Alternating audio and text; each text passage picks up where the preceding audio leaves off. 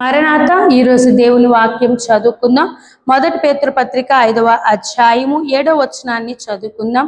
ఆయన మిమ్మల్ని గూర్చి చింతించుచున్నాడు గనక మీ చింత యావత్తును ఆయన మీద వేయుడి. మరి ఇక్కడ వాక్యంలో మనం చూడగలిగితే మనలో చాలా మందికి చాలా రకాల చింతలు ఉన్నాయి. బిడ్డల కొరకైన చింత, ఇంట్లో ఉన్న సమస్యల కొరకైన చింత, రుణ బాధలనే చింత, ఉద్యోగాలకు వెళ్ళేవారు ఉద్యోగంలో ఎదురవుతున్న సమస్యల వలన కలిగిన చింత కదా.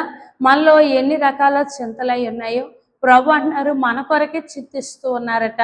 అయ్యో నా విశ్వాసి అని మన కొరకే చింతిస్తూ ఉన్నారు కనుక అటువంటి చింతిస్తూ ఉన్న దేవాది దేవుని యొద్దకు మనము వచ్చి మన చింత యావత్తు ఎవరి మీద వేయాలి?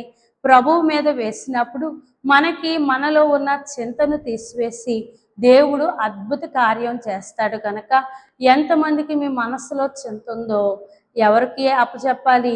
దేవునికి అప్పచెప్పాలి. ఈ దినం మీకోసం ప్రార్థన చేద్దామా? మహోన్నతుడా, సర్వోన్నతుడా, నీకు వందనాలు. చింత యావత్తు నీ మీద వేయమని నీవు చెప్పి ఉన్నావు గనక ఎంతమంది దేవ కుటుంబపరమైన చింతలు బిడ్డల విషయంలోను, అలాగే దేవ వారి ఉద్యోగాల విషయంలోను, లేకపోతే రుణ బాధల విషయంలో చింతతో బాధపడుతూ ఉన్నారో ప్రభు, అటువంటి వారిని దేవ లేవనెత్తి వారి చింత నీ మీద వేయమని దేవా నీవు సెలవిచ్చావు గనుక వారు నీ మీద చింత వేసి ప్రార్థిస్తూ ఉండగా ప్రభు వారిలో ఉన్న చింతలన్నీ తీసివేసి సమాధానం దయచేసి దీవించమని యేసునామములో వేడుకుంటున్నాము తండ్రి, ఆమేన్. మరణాత.